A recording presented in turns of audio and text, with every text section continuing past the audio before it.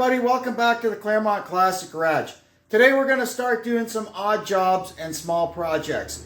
First on the list, the 2018 Ram 1500 here needs to be serviced and the front brakes need some work. We've got the truck up and the wheels off and it's safely and solidly on a set of stands. We've got our new oil filter ready to go here. We put a little grease on the seal. Something to make sure when you get your old filter off, make sure that the seal is still on it, because sometimes the seal stays stuck to the block and you don't notice it, and when you tighten this thing up against it, as soon as you start it up, because you've got a double seal, it blows one out and makes a big mess. This one, I know the seal came with the filter because I already checked, so we can go ahead and put it on. You can, if you want, put some oil in here to kind of pre-fill it, but I don't know, I never do it. Nothing's blown up yet. Now that the oil filter has changed, tightened it up. You don't have to kill it. You just reef it as tight as you can with your hand, and that's good enough for a spin-on oil filter. Now we're going to pull the drain plug out of the pan. Make sure you don't put the pan under the drain plug. I know if you changed your oil 1,000 times, you know this already. But for some of you that may be trying this for the first time, if the drain plug is here, you put the pan behind it because the stuff comes out in an arc. You'll see. It doesn't pour straight down. If you've got a plug screwed into the very bottom of your pan, yes, it'll go straight down. But most of them are in the side or the end. See? There we go. So we'll let that drain and see who just pulled in our driveway. Once it finished draining, I put the drain plug back in, made sure it's tight, and put 7 liters of 10W30 Mobil 1 in it. I know it calls for 5W20. It's a truck, man. That's for EPA stuff and mileage and blah, blah, blah. I always put 10W30 Mobil 1 in this thing, and it works great. Now we're going to go around with a can of spray lube and do all our hinges and latches and locks and stuff.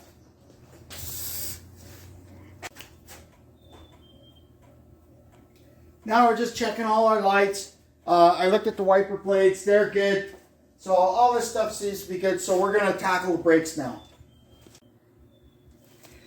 So I noticed one day when I was driving this truck that I could smell brakes.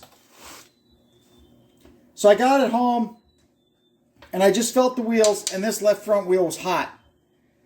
So I took the wheel off, checked it out, and yeah, the brake was hanging up. So in the process, it wrecked the inner pad.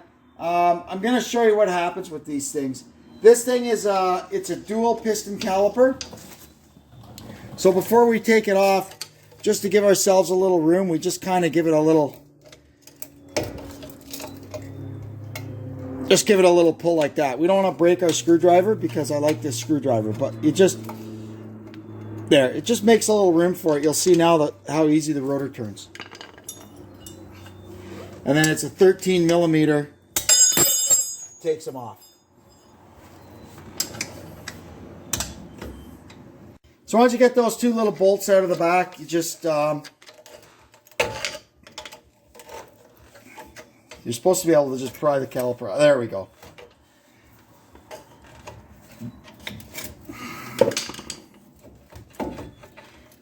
Now, if we were going to change the rotors too, at this point we would take off the big bolts out the back and take the caliper adapter off, but we're not doing that. We're just relining it. So what happens to these things? Back in the old days, the brake pads used to just kind of sit in the calipers, and they would sometimes rattle a little bit, and well, people didn't like that. So what they did was they came up with a much more precise way of holding it. And this may also have something to do with ABS too. They need more precise control of the brake pad. So what they did, they put these rectangular tabs on the end of the pad, and they fit into this little groove. And what they do, so it doesn't wear out, they put these stainless steel shims inside there. Well, what happens on these rust belt cars, it starts to rust a little bit in behind there, and it pushes on this steel shim, and it actually grabs the end of the pad and won't let it actually release properly, and that will fry your brakes. You can see here, look at the inboard shoe. There's nothing left of it.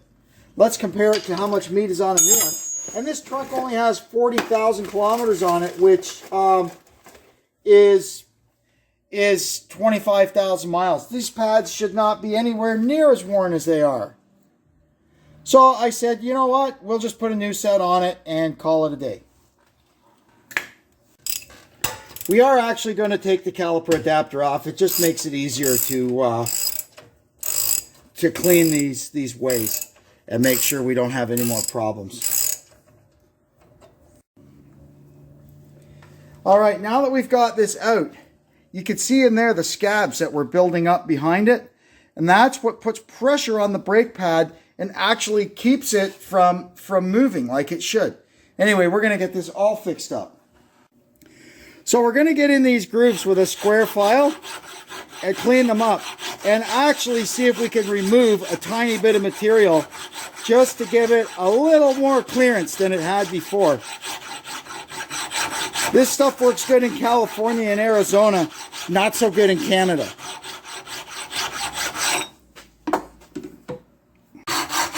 Not to mention, with the price of gas these days, you don't really want your brakes hanging up and slowing you down.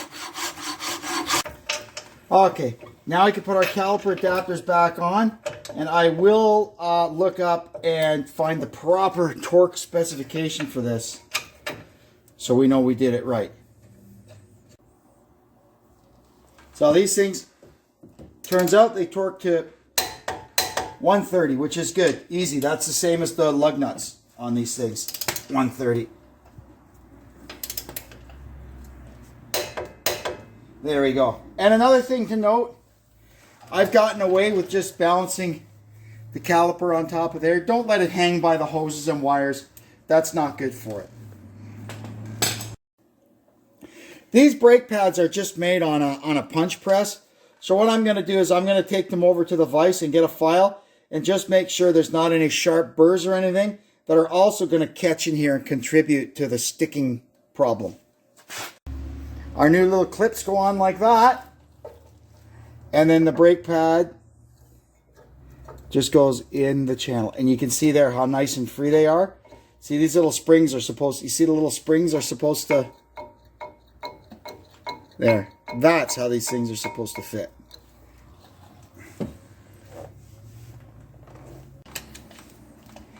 Now we got to get the piston squeezed back into the caliper. And yes, there's a proper tool to do this. It is not the tool I am using, but this is how I do it.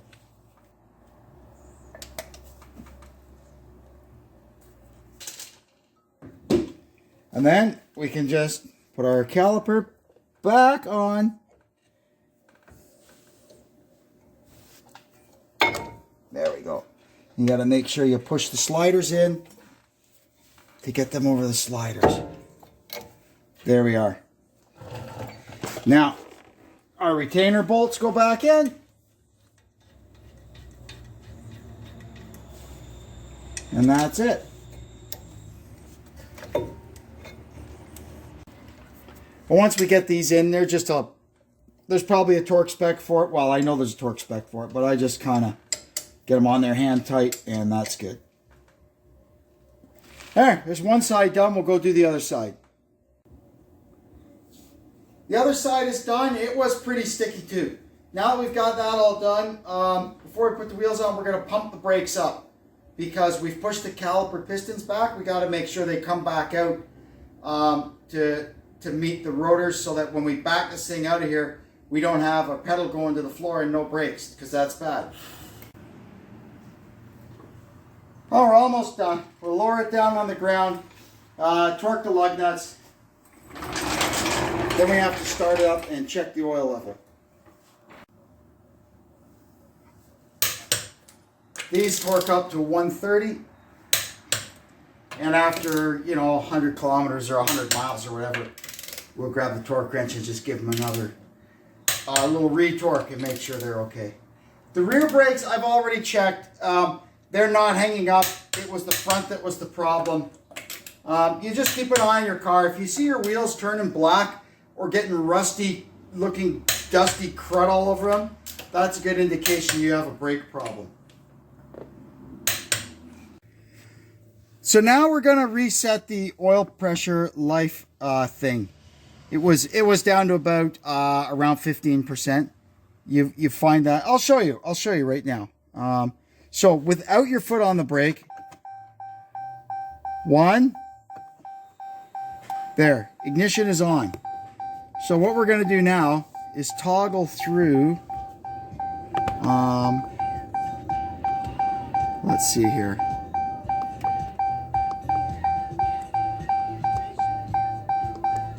No. Every time I do this thing, it's like I've never done it before. Okay, trailer brake.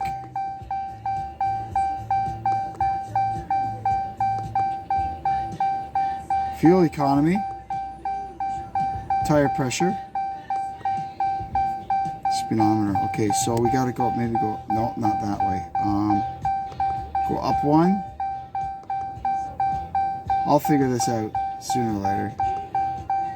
Vehicle stuff. Okay. No, it's trailer brake. Maybe there. No.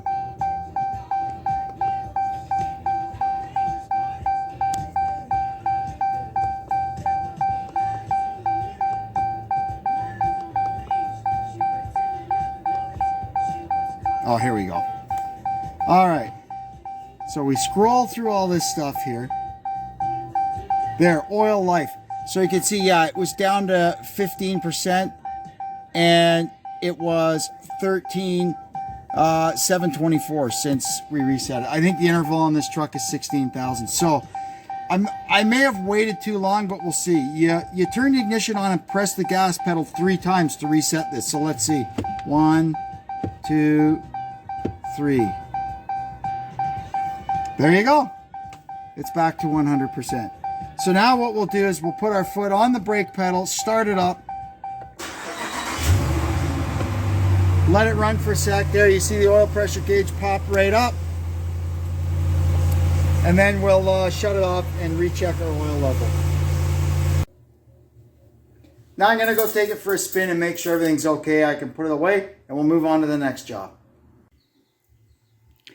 Now we're going to try and fix up this poor, sad old picnic table.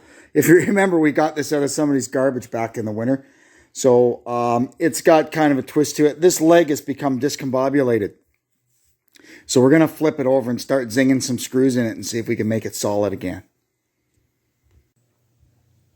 You can tell this thing is old. It's put together with nails. So there we go. A few minutes of work and a handful of deck screws, and it's back good and solid again. Some of the boards are still a little wonky, but for just sitting out there for me to, you know, do body work and stuff on, it's fine. Here's our last job for today. The washing machine quit working. We come up and it was stopped in the middle of the cycle, still full of water. So anyway, there's not really a lot in these modern washing machines to diagnose. They're all run by electronics up above. So down below, basically, you've got kind of 3 things that you can, as a DIY guy, you can diagnose. You've got the motor here with the belt on it. That's pretty straightforward. Either it works or it doesn't. And you've got the pump. So in this situation, it is the pump that's failed. So I'll show you how you...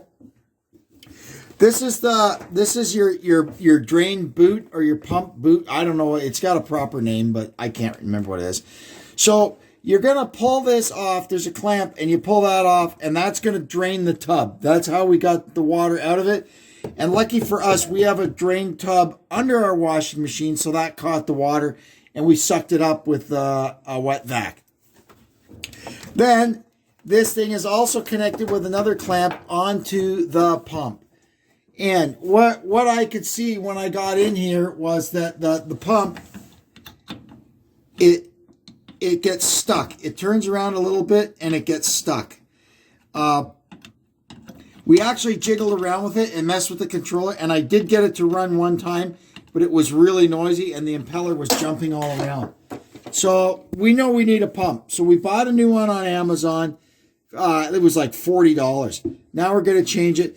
This is the actual discharge hose that goes up and dumps it out. So what we're going to do now is this thing has got 2 screws. You can see there that hold it to the... I got to go get a different screwdriver. I need a stubby. I'll be right back. If you're going to be working on your laundry machines, you'll need the model number to get parts. Pardon me, Cooper. So open the door here, and there'll be a decal here. See there one? There's the model number, and there's the serial number. You'll find a lot of these machines are built out of many of the same component parts. Like the pump we're about to change, I don't know how many umpteen manufacturers and kinds of machines it fits. So let's get this thing out of here. Okay, so, oh, there we go. Got it. I wasn't quite sure I could, because the screwdriver's on a bit of an angle, but we got it.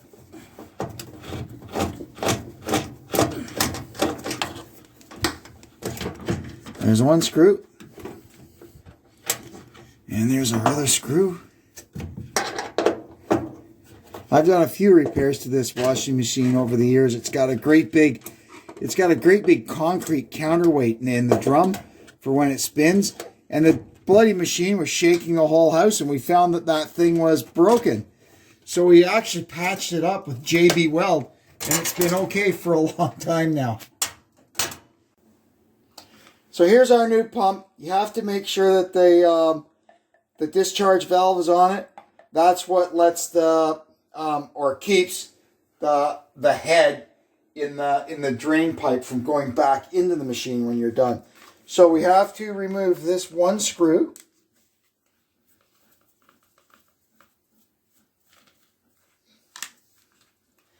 And then it comes with a new mounting bracket, but here's our old one. It's already got the screws on it, so we'll just put this one on.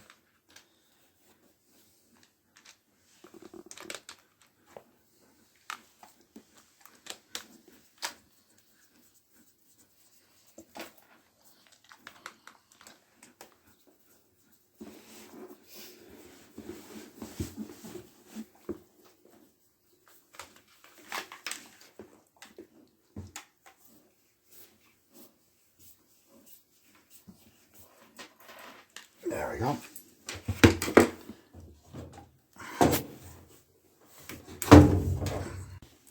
Then we simply unplug the old pump, plug the new pump in, and we can put it back in with the same 2 screws.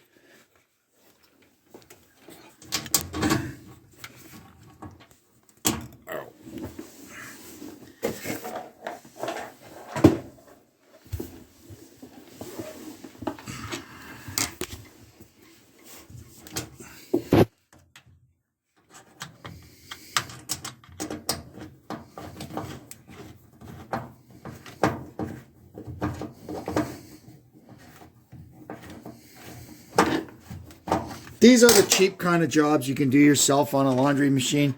Sometimes it gets to the point, like if you need to start replacing the circuit boards and stuff, you have to take a long, hard look at it, what it would cost to replace the entire appliance, because those boards sometimes could be hundreds of dollars. And when you compare that to what a new laundry machine costs, it might not be in your best interest, depending on the age of it, of course.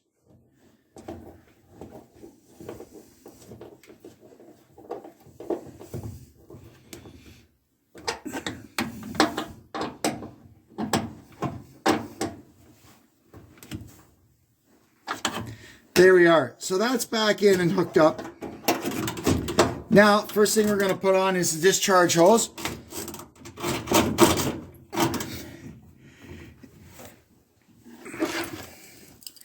And its clamp.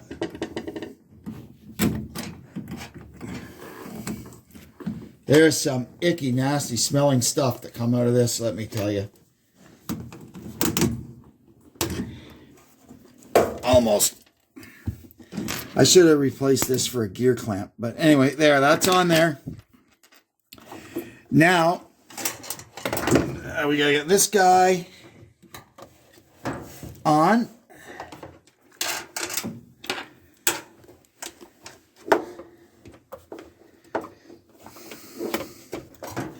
Luckily, also, we've got a crappy old pair of laundry machines down in the basement that I use for cleaning my stuff. So we were able to get the soaking wet, half clean clothes out of this machine and take them downstairs and finish them off.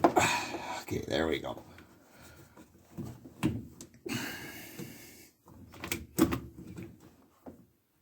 Come on, get on there.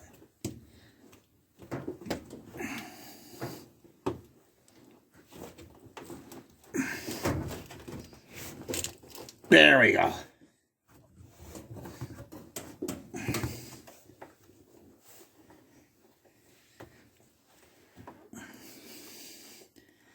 think I'll tighten that one first.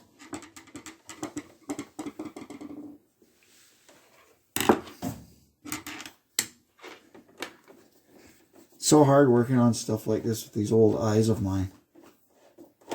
Oh, I think we got it.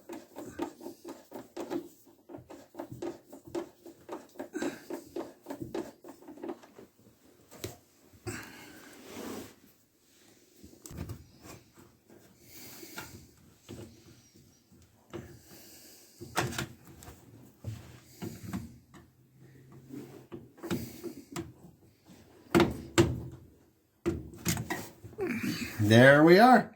Now she should work. So what we've done now, we've got the water turned back on, the power on. We've selected rinse and spin as our cycle just to get it filled up with water and make sure nothing leaks. I can see the water here in the drum, so now we're going to stop it. Oh, now it's coming on. Now we're going to tell it drain and spin, and that should pump the water out. Hopefully. Let's see what happens.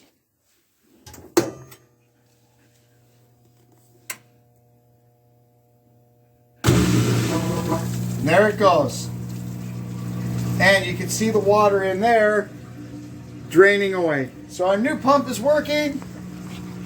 I'm not going to let this thing spin right up. I just, because it's sitting on this, well, we can let it maybe start a little bit. No, Deb says no. So we're going to shut it down. Okay, what I'm going to do now is put the cover back on it, shove it back in, and then we'll put just something little in it and let it run through a complete wash cycle. All right, well, here we go. It should, here we go. It should crank up now. And we'll let it run through this cycle and then we'll report back. Well, so far so good. We'll wait until it gets through this cycle and tries to pump the water out. Then we'll know for sure. Well, we made it through wash. Now we're on rinse. So we're making progress. And you can see the drum is empty. So the pump is working. And the tray isn't full of water. All right, here we are. We're just getting ready for the final spin. Rinse cycle is ending. All the water is gone. That's good. That's it. It just finished the final rinse. It's all done. So it made it through its cycle. Everything is A-okay, so we can put her back in service. Anyway, that'll do it for this one. We did quite a few jobs and got quite a few things fixed up. I'm going to sign off now, and we'll see you on the next one. Until then, this is Kevin checking out from the Claremont Classic Garage. Thanks again, and so long.